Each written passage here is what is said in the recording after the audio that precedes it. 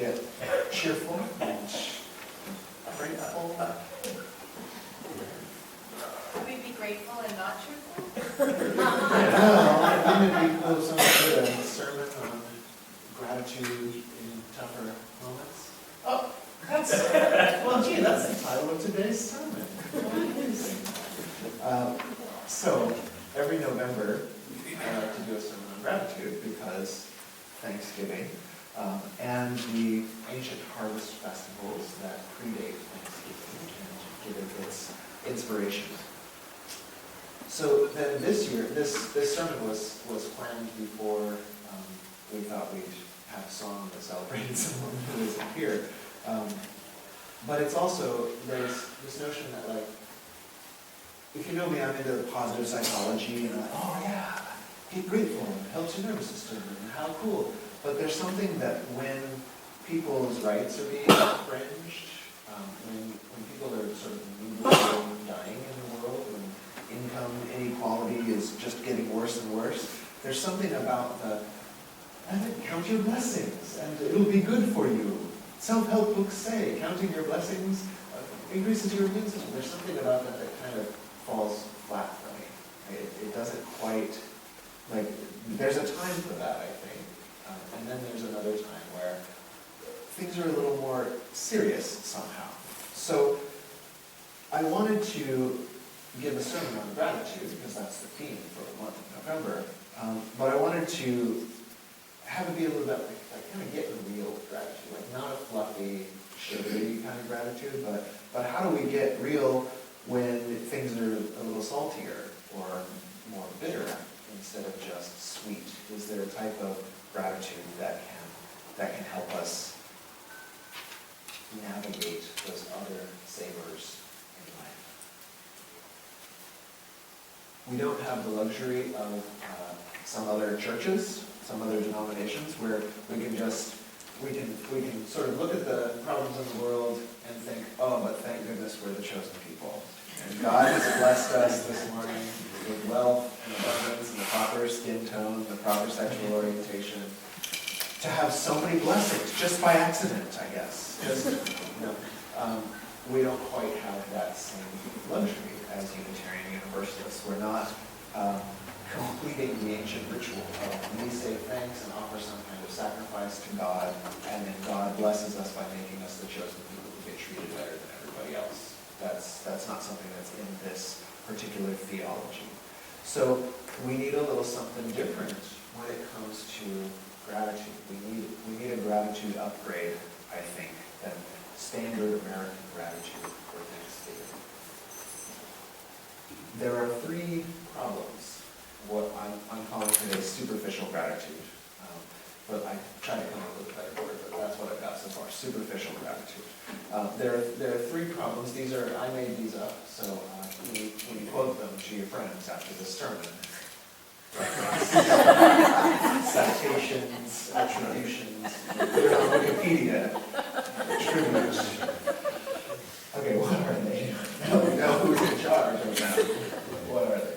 Okay, number one, I don't think that we can afford a type of gratitude that lets us sit on our laurels, and especially one that lets us sit on our laurels and ignore the pain that others are in. Right? There's a name for this. That type of gratitude is called privilege. Right? And privilege isn't really a problem. We'll have a whole sermon on it later. It's not understanding that privilege is a problem, and then just assuming that, well, that must be for me. And then one of the most horrible parts of this is that if you're in this kind of delusional type of gratitude, because of your lofty privileged state, you might be more likely to tell others who don't feel grateful that they should, because it's just their lack of hard work or good attitude that's keeping them from reaching such a lofty state as yours. Okay? So if we have a gratitude that blinds us to the suffering of others, aren't we hashtag blessed tonight on Thanksgiving? This is not. It's not a deep enough gratitude. I don't think it's not a Unitarian Universalist gratitude. Doggone it. Because if you read our tenets, we have the goal of world peace with world community, that's why I listed it, because I forgot what it was, full of world community with peace and justice for all. So it's nice, please be happy when you have a nice glass of wine or a good slice of pumpkin pie or something like that. But don't be so happy that you're blind to the fact that it takes a lot of luck to be able to have those nice things that you have. There's a second type of gratitude, which can be a bit of a challenge. What is it? I've memorized these, but then when you have to say them in front of people, it gets a little more challenging. Oh yes! There's a type of gratitude that can actually be this thing called spiritual bypassing. Have you heard of spiritual bypassing? I read your thing on it. Okay, preview. Well, there's a whole talk on it next week, so this is one part of the preview. Spiritual bypassing is this thing where you use spiritual concepts, or they could be like new thought concepts or positive psychology concepts or something like that, to avoid facing the harsher realities of life. So somebody who's been into spiritual stuff and New Age stuff and community, permaculture, gardens and stuff like that, I've had plenty of my share of this, which is where, life's hard, and then your friend says, no, but just keep the attitude of gratitude, and it'll all be fine. And it's kind of like you're glossing over it, right? You rise above these things that are actually true. These beautiful kind of spiritual and psychological, you can rise above and you can transcend. But it's healthier to transcend and include than to transcend and exclude. Because those contents of our life and our psyche eventually come back to haunt us as the ghosts of Thanksgiving future. Also related to the holidays, in December, just an advertisement out of nowhere, our communication class will be how to go home for the holidays. And this comes from, this spiritual teacher Ram Dass has this famous quote, right? He says, how do you know the level of your spiritual attainment? Leave the meditation center and go home for the holidays. You'll find out how good your meditation, your peace, and compassion really is. And so if you're a spiritual bypasser, and you have the in-laws over who you never visit with, you'll find out pretty quick whether you've been denying harsh realities through my gratitude journal, or whether your gratitude journal has been something that's helped you face them and make you more resilient. It can work that way, but we might want to watch out for spiritual bypassing. Learn more next week. Okay, and then finally, a third type of gratitude that can be a bit of a problem is gratitude that's based totally on hedonic pleasure.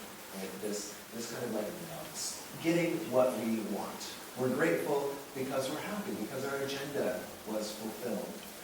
So again, there's nothing wrong with having your agenda fulfilled. Right? This is pretty nice, I found. When Rob showed up and was the worship associate, I was like, oh, yes, cool, he's here. And I was grateful. I will not fault myself for that. But being someone who's researched and experienced a bit about bipolar disorder, I can tell you that a manic or hypomanic state feels very, very grateful. Yes, indeed it does. And it doesn't necessarily do anything to help you tomorrow. And it doesn't necessarily do anything to help your relationships with your family or your community. That's actually a type of gratitude, because it feels so good, that can erode your relationships with your family and your community, because it checks you out. So there's something in all three of these problems that there are ways that we can relate to even our positive feelings that make us more checked out, more sort of self-focused, inward turned, less alive to what's really alive in our life, be it harsh realities or sweet realities, what's really alive for the other people in our world, what's really alive for the other people in our family and community. And this is a type of gratitude that I think you can get away with. It's actually pretty cool when times are smooth, right? When we've got smooth sailing, just, hey, enjoy it. Don't always be a gloomy dust, think about what's wrong with the picture. But when times are tough, which is actually kind of all the time, sorry. For someone, when times are tough, that surface level gratitude isn't really going to cut it. thank goodness, there's another option. So, I know, thank goodness. So, the other option, so we had superficial gratitude, and I'm going to call this option intrinsic gratitude. Intrinsic gratitude. And to talk about this, we have to talk a little bit about spiritual athletes. Have you ever met a spiritual athlete? Well, if you tell me what it means, Reverend Roger, I may be able to say yes or no. These are trick questions. Okay. Socratic method. Your brain's supposed to be like, oh, that sounds interesting, and then I fill it in, and it gets good. So, a spiritual athlete. This term I'm using because I get tired of using like mystics and yogis, and great meditators. This is what they call it in Tibetan. The word is gomchen, great meditator. But what it means is someone who, just like you might have a laboratory scientist, right? They go through 4 to 6 to 8 years to 10 years to 12 years of training to be able to learn how to run these particular trials in this particular kind of laboratory. You have individuals who went to a monastery or studied at home in householder life, but very deeply to learn how to do particular kind of trials in the inner life. Right? And then just like a sports athlete, they're constantly training, they're constantly kind of pushing the limits of what's possible. Right? In physicality, it's through your body, but in this spiritual athletes, or we could call them, if you don't like spiritual, if that's a trigger word for you, we could call them psychonauts, explorers, or psyche-nauts, I was going to pronounce that perfectly. Psyche-nauts, explorers of the soul world, of the psyche, of the mental, the deeper than mental world. So the reason I bring this up is because from these individuals, we get a perspective that's something that's not quite what we normally have access to. Right? They can come out with some of these insights that we may have only glimpsed. It's like some of our friends who work in a lab or who are great mathematicians might have this insight into the nature of reality, physical reality, and how energy does whatever the heck energy does, and they might tell you all about it. And they make this face. And then you realize you're about 8 years worth of math classes behind whatever they're saying.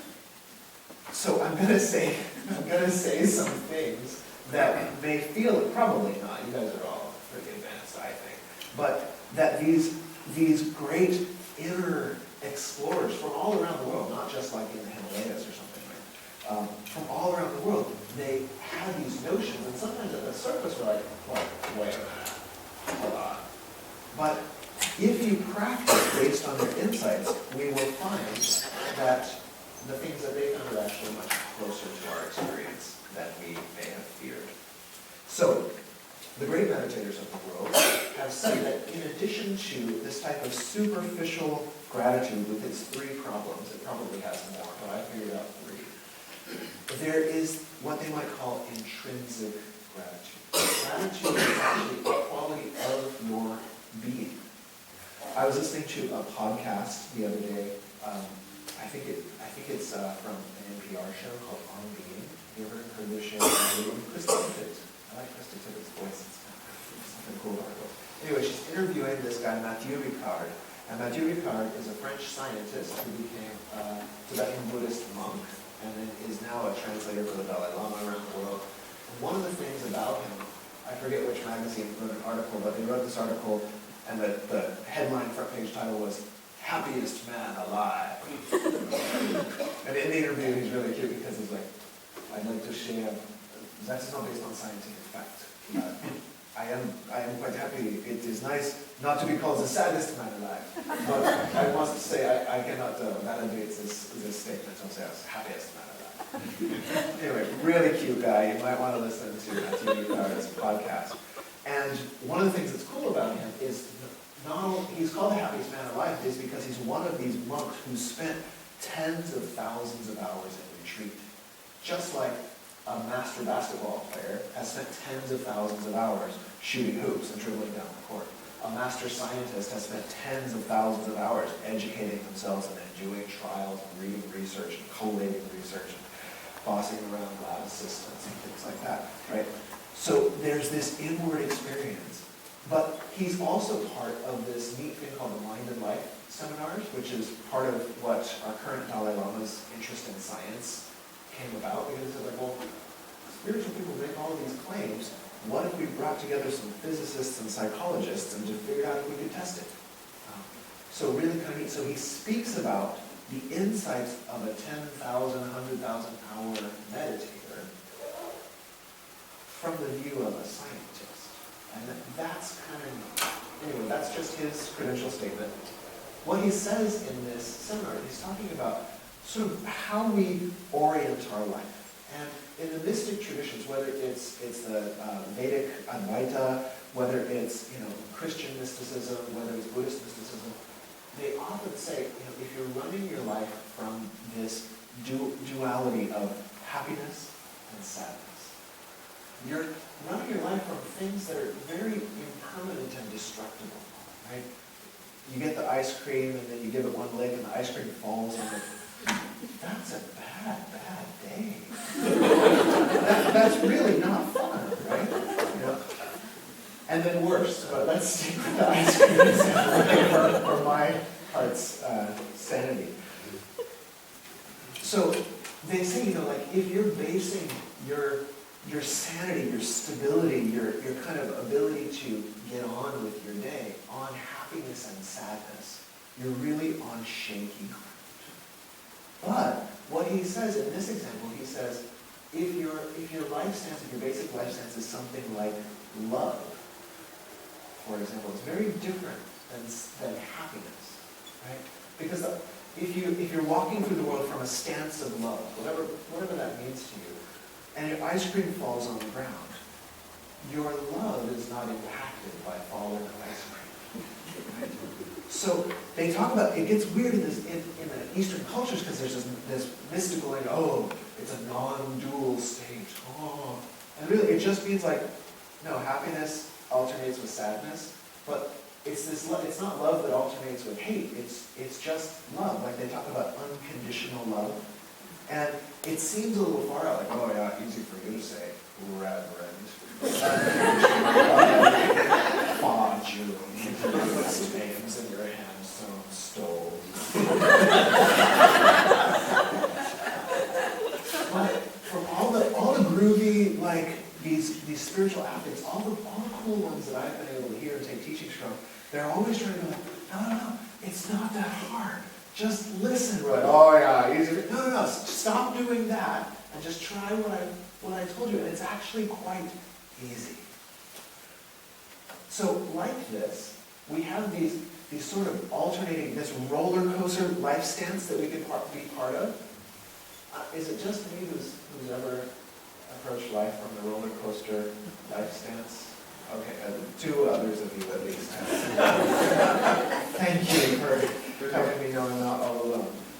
And then we've got this other life stance, which is, it's kind of unconditional when we can find our way into it, right? Something like love, and what I'm going to propose today is there can be an unconditional type of gratitude if we can find our way into it. So I thought of this example, how we can kind of distinguish, right? So hedonic pleasure, right? It's kind of a redundant terms that it's like pleasurable pleasure, right? But like pleasure that comes from the ice cream, right? So let's say you love autumn because it's when pumpkin spice everything comes in. Pumpkin spice beer, pumpkin spice ice cream, and of course, the drink that started it all, the pumpkin spice latte. Still haven't ever tried one, but someone I respected, I saw them drinking a pumpkin spice latte the other day, and so I'm gonna try one. I make the leap into 1998, and to really be with your friends and know their experience, it takes a bit of courage. So, if you're a fan of that, right, and you wake up the first day a pumpkin spice latte is at whatever independent organic cafe you frequent. And what if you're basing your day day, your stability, your mental ability to go on getting your agendas met, when you go in that cafe, and inevitably there was a run on pumpkin spice, and so they're out and you only can have a boring regular latte, your whole self is going to feel less spicy all day. A little more pumpkin, a little less spicy, and it's just a bummer, right? So this is kind of like, you are all ready to be grateful, right? I'm going to get that nutmeg in me, and I'm going to feel grateful all day. And then if said latte is not provided for you, gratitude cannot happen. Because it's a gratitude based on having your agenda. On the other hand, does anybody here love babies sometimes? So if you don't, there's some of us just don't actually love them very much, but some people just don't love babies, and that's okay, but pretend you did, okay? Like, pretend there was this baby that you love. Oh, they're so cute, little pumpkins, but baby. And then, if you've ever known a baby, you know that they wait until you put on a clean shirt to throw up on. True? Yeah. We think they're pre-cognitive, and yet they're like, hold it. Clean shirt. You know they do. Now, your agenda was to wear clean clothes that day and not have to change again. Right? But think about the love that you feel for that baby. There's probably no amount of puke that can diminish the love you feel for that critter, right? It's an unconditional quality, right? And so right away, we figured out these spiritual athletes, it really isn't that far away. Because if you know a baby or a cute dog, okay, sometimes it's hard to love them if they chew up your stuff. But if they're really cute and they chew up your stuff, you still love them. You know they just need training, right? So if you've had some experience like this, you know that unconditional love is actually possible. It's not something far out, I don't know, Reverend, like Matthew Ricard, you said he meditated for hours. No. Find a cute baby or doggy, and you can experience this too. The problem is that this quality has to be more than accidental. So, has anyone here ever fallen in love? I won't ask if anyone's never fallen in love. Have you ever fallen out? Put away. It's gratitude time. But we say, I fell in love. We don't say I planned for 3 years to be in love. I found someone who matched. Well, you can do it with the online dating and things like that, but then there's no guarantee that you are going to be in love if they meet all the points on your agenda, right? Like, love is kind of an accident. Right? It's like a Bob Ross, happy little accident. Right? Oh, they smack their lips when they eat, but that's just a happy little accident. Like, you're in love anyway. So, and that part's cool. There's a mystery there of falling in love. But part of that is also we're not practiced at being in love. So I'm kind of mixing the metaphors here, but we accidentally, oh my God, it's a baby. Oh my gosh, it's a pit bull puppy. Oh, no, they're some cute puppies, let me tell you. Right? And then this unconditional feeling comes up, right? Like if you had to sacrifice your agenda to take care of that pit bull puppy, agendas be darned. Right? There's no competition. And yet, that sort of comes up spontaneously in a moment. But then when we're looking at, the various possible treasons in the American government from the various possible factions who shall not be named, it can be hard to be going well, my nature is unconditional love. Ha-ha. Right? The feeling tone is a little bit different. Wouldn't you say? Yeah. So, the only difference, and this is where we kind of have to trust the authorities of the spiritual athletes, I almost said astronauts, the psychonauts, right? Because what they mention is that the only difference between these peak experiences, if you've ever done sort of a little more fringy stuff, like I was just listening to an interview about a founder of this kind of breath work that induces spiritual, studied all these various shamanic, and found if you just elevate the tempo of the breath slightly, you can start to have all these trippy, like, weird altered states in your mind. And one of the ones people most commonly report is a sense of fully expansive love and unity with others. But why does it only happen with the baby, or the huffing and the puffing, or like after a really good dance-off? You've had one. I know you probably have. Okay, in case you haven't tried it, like really good dance-off. Sometimes it takes a while. And then you find yourself like, everything's wonderful. I just love everyone. And people are like, well, what about this problem tomorrow? I love that too. I love my problems. They rouse me to a spirit of courage. And I go, what am I going to help others? By overcoming this problem, I'll be able to teach my friends that someone could do it because they all have the same darn problem. That's why we're friends. So they say the only difference between these peak states and an ongoing feeling of being alive as unconditional love or unconditional gratitude is practice. We're unpracticed. Nobody told us that those peak states were the best darn thing in life. And so we think, oh wow, these mystics, these saints, these yogis, that's so far out. No. They just shot more free throws than you did. They spent more time in the laboratory than you did. And so they can tell you, oh no, it's totally fine. Unconditional love. I live there all day, you could too. But what's their problem, though? It is that we want to get, if we want the gratitude that's applicable for tough times, it's not susceptible to being a mask for privilege. It's not susceptible to being a method of spiritual bypassing. It's not just another little link on the railroad of this emotional roller coaster. Then we need to start coming at life from a place of soul rather than circumstances.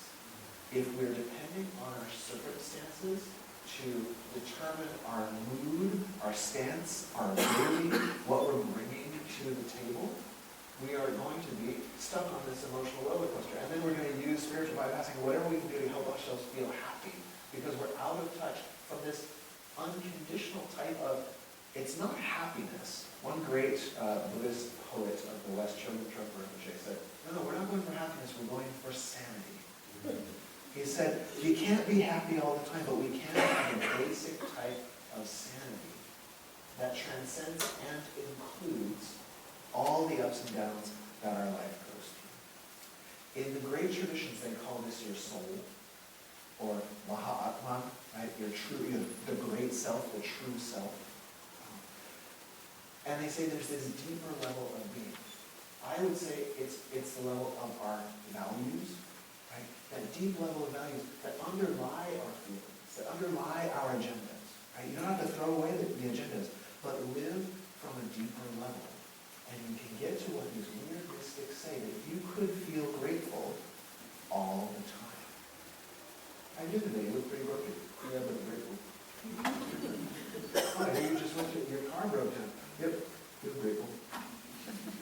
There can be a pervasive spaciousness, a pervasive openness, a pervasive appreciation of your experience that comes from this unconditional level of being. The great hippies of the past often were known to say, hey man, it's not called a human doing, it's called a human being.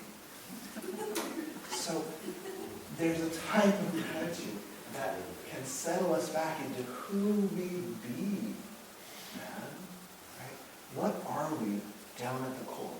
And the beautiful thing about this is it seems like we're talking about ourselves. It seems like we're talking about how do you get by? How do we become resilient? Life goes up and down. We can be resilient. But the beautiful thing is all of these spiritual athletes tell us that when you get in touch with our deeper being, it's actually something that's vastly contributed. It's a being of value. The Buddhists say this weird thing like you have no self. And you're like, oh, that sounds gross. But it's the thing of, it's like an empty core that radiates out value to others.